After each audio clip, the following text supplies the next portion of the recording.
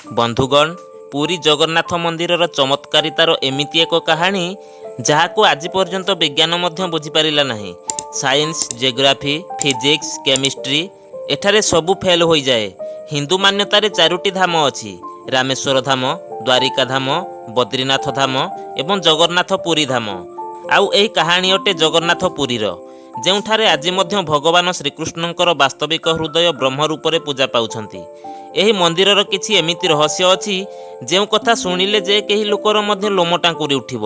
Western କଲଚରକୁ follow କରି କରି ଆମେ ଏମିତି ମୁଡ୍ରେ ପହଞ୍ଚି ସାରିଲେଣି ଯେଉଁଠି ଲୋକେ ବାସ୍ତବରେ ଭଗବାନଙ୍କର ଅସ୍ତିତ୍ୱ ଅଛି ନା ନାହିଁ ବୋଲି ପ୍ରଶ୍ନ ଉଠାଇଲେଣି।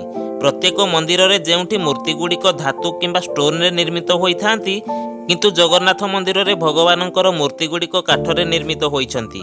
ଏମିତି କାହିଁକି? ଖ୍ରୀଷ୍ଟପୂର୍ବ 3102ରେ ଜାରାସବର ନାମକ ଏକ ଶିକାରୀ ଭୁଲବଶତଃ ଶ୍ରୀକୃଷ୍ଣଙ୍କ ପାଦକୁ ଧନୁତୀର ଚଳେଇ ଦିଏ, ଯାହାଫଳରେ ଭଗବାନ ଶ୍ରୀକୃଷ୍ଣ ଦେହତ୍ୟାଗ କରନ୍ତି।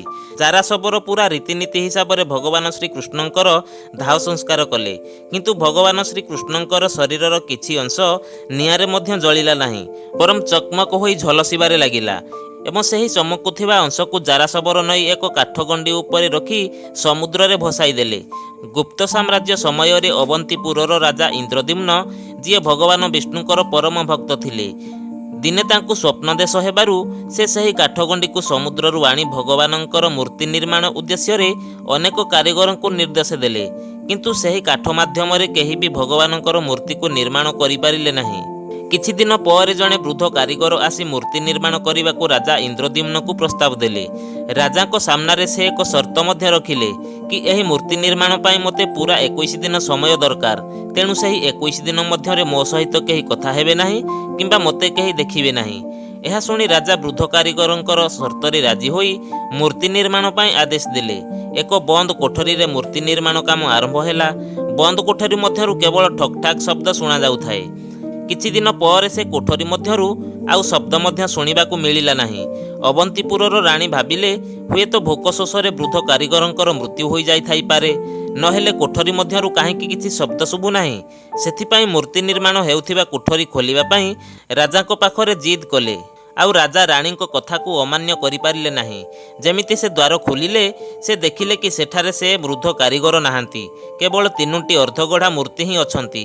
ଭଗବାନ ଜଗନ୍ନାଥ, ଭାଇ ବଳଭଦ୍ର ଏବଂ ଭଉଣୀ ସୁଭଦ୍ରା। ଆଉ ପ୍ରଭୁ ଜଗନ୍ନାଥଙ୍କର ମୂର୍ତ୍ତିରେ ସେହି ଚମକୁଥିବା ପଦାର୍ଥ ମଧ୍ୟ ରଖାଯାଇଅଛି, ଯାହା ଭଗବାନ ଶ୍ରୀକୃଷ୍ଣଙ୍କ ଅନ୍ତିମ ସଂସ୍କାରରେ ଜଳି ନଥିଲା। ତାହା କୌଣସି ସାଧାରଣ ବସ୍ତୁ ନୁହେଁ, ସେ ହିଁ ହେଉଛନ୍ତି ବ୍ରହ୍ମ, ଯାହା ସଦାସର୍ବଦା ଶକ୍ତି ଉତ୍ପନ୍ନ କରିଥାଏ। ସେଥିପାଇଁ ସାଇନ୍ସ ହିସାବରେ କୁହାଯାଏ, ଯେଉଁ ଶକ୍ତି ଉତ୍ପନ୍ନକାରୀ ବସ୍ତୁ ମୂର୍ତ୍ତି ମଧ୍ୟରେ ଥାଏ, ତାହା ଏତେ ଶକ୍ତି ଉତ୍ପନ୍ନ କରିଥାଏ। That's the wood gets deputed with time. ସେଥିପାଇଁ ପ୍ରତି 12 ବର୍ଷରେ ମୂର୍ତ୍ତିକୁ ବଦଳା ଯାଇଥାଏ, ଯାହାକୁ ଆମେ ନବକଳେବର ବୋଲି କହିଥାଉ। ଆଉ ଏହାକୁ ବଦଳାଇବାର ପ୍ରୋସେସ୍ ମଧ୍ୟ ବହୁତ ଇଣ୍ଟରେଷ୍ଟିଂ ଅଟେ। ପ୍ରତ୍ୟେକ 12 ବର୍ଷରେ ଗୋଟିଏ ଦିନ ଏମିତି ହୋଇଥାଏ ଯେଉଁଦିନ ମନ୍ଦିରରେ କାହାକୁ ମଧ୍ୟ ପ୍ରବେଶ କରିବା ପାଇଁ ଅନୁମତି ଦିଆଯାଏ ନାହିଁ। ସମ୍ପୂର୍ଣ୍ଣ ସହରର ବିଜୁଳି କାଟି ଦିଆଯାଇଥାଏ। ମନ୍ଦିରର ମୁଖ୍ୟ ସେବାୟତଙ୍କର ଆଖିରେ ପଟି ବାନ୍ଧି ଦିଆଯାଏ ଓ ହାତରେ ଗ୍ଲୋଭ୍ସ ପିନ୍ଧିବାକୁ ଦିଆଯାଇଥାଏ। ଆଉ ସମ୍ପୂର୍ଣ୍ଣ ଅନ୍ଧାରରେ ସେହି ବ୍ରହ୍ମ ପଦାର୍ଥକୁ ବାହାର କରି ନୂଆ ମୂର୍ତ୍ତିରେ ସ୍ଥାପନା କରାଯାଇଥାଏ। ମାନାଯାଏ କି ଯଦି କେହି ବ୍ରହ୍ମ ପରିବର୍ତ୍ତନ ସମୟରେ ଏହାକୁ ଦେଖିନିଅନ୍ତି, ତ ସେହିଠାରେ ହିଁ ତାର ମୃତ୍ୟୁ ହେବା ସୁନିଶ୍ଚିତ।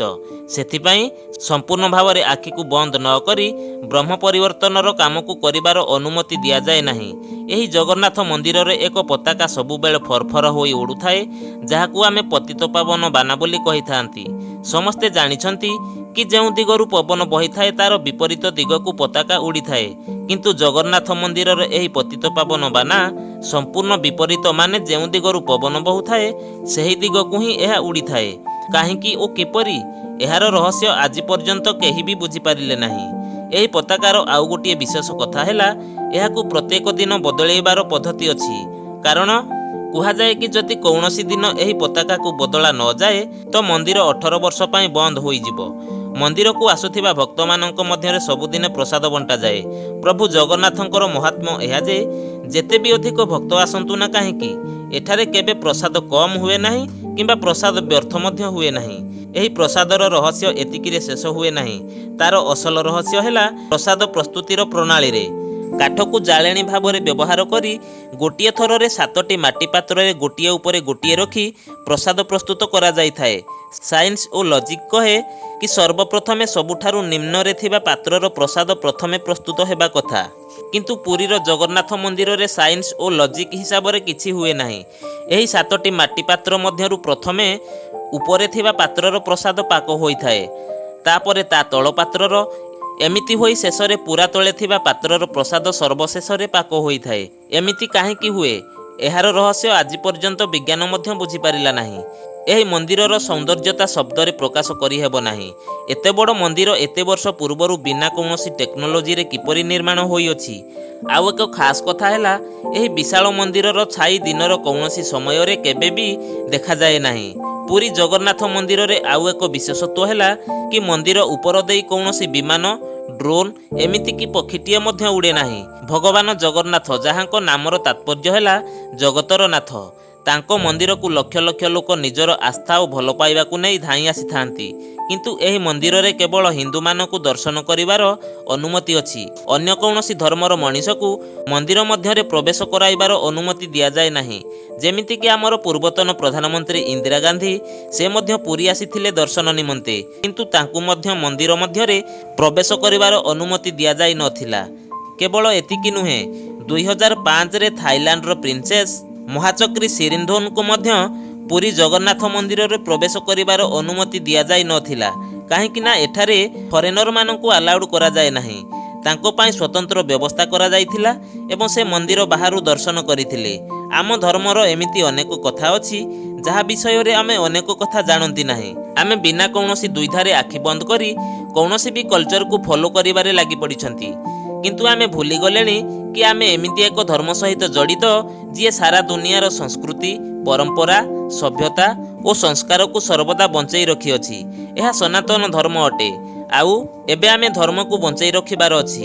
ପ୍ରତ୍ୟେକ ବର୍ଷ ପୁରୀରେ ମହାପ୍ରଭୁ ଜଗନ୍ନାଥଙ୍କର ରଥଯାତ୍ରା ହୋଇଥାଏ। ଏହା 9 ଦିନର ଉତ୍ସବ ହୋଇଥାଏ, ଯେଉଁଠାରେ ମହାପ୍ରଭୁ ଶ୍ରୀ ଜଗନ୍ନାଥ, ଦେବୀ ସୁଭଦ୍ରା ଏବଂ ବଡ଼ ଭାଇ ବଳଭଦ୍ର ଗର୍ଭଗୃହରୁ ବାହାରି 3 ରଥରେ ବିଜେ ହୋଇ ପ୍ରଜାଙ୍କର ସୁଖ ଦୁଃଖ ବୁଝିବା ପାଇଁ ଭକ୍ତଙ୍କ ମଧ୍ୟରେ ଯାତ୍ରା କରିଥାନ୍ତି। ଆଉ ଏହି ଯାତ୍ରା ଦେଖିବା ପାଇଁ ଦେଶ ବିଦେଶରୁ ଲକ୍ଷାଧିକ ଲୋକ ପୁରୀ ବଡ଼ଦାଣ୍ଡରେ ଏକତ୍ରିତ ହୋଇଥାନ୍ତି। ଭଗବାନ ପ୍ରଭୁ ଶ୍ରୀ ଜଗନ୍ନାଥଙ୍କର ଏମିତି ଆହୁରି ଅନେକ ରହସ୍ୟ ଅଛି ଯାହା ଅଧିକାଂଶ ଆମେ ଜାଣିନାହାନ୍ତି। ବନ୍ଧୁଗଣ, ଆଜିର ଭିଡ଼ିଓରେ ଏତିକି। ଭିଡ଼ିଓଟି ଯଦି ଭଲ ଲାଗିଥାଏ ଗୋଟିଏ ଲାଇକ୍ ଓ ସେୟାର କରି ଚ୍ୟାନେଲକୁ ସବସ୍କ୍ରାଇବ୍ କରି ଅଲ୍ ନୋଟିଫିକେସନକୁ ଅନ୍ କରି ଚ୍ୟାନେଲ ସହିତ ଯୋଡ଼ି ହୋଇ ରୁହନ୍ତୁ। ଧନ୍ୟବାଦ। ଜୟ ଜଗନ୍ନାଥ।